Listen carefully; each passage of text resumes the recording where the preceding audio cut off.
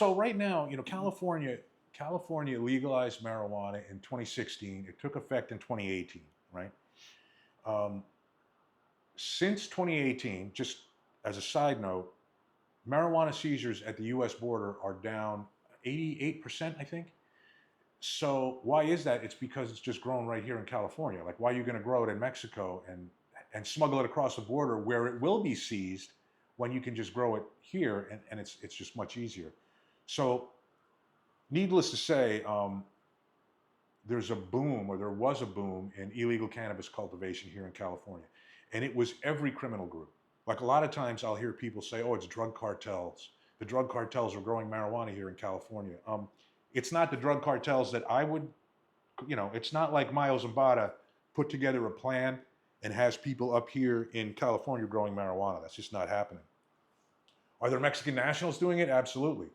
The people dominating the scene right now are Chinese organized crime.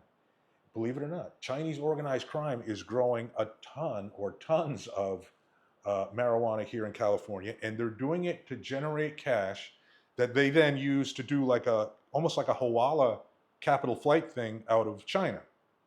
In other words, let's say someone in China wants to get $1 million of wealth out of the country. They have strict capital flight requirements. They don't want money leaving their economy and going into the US economy.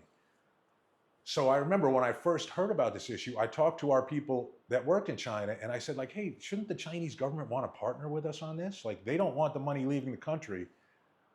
If we ask them if we show them what's going on, they'll crack down on this. And his thing is like, Bill, who has the money in China?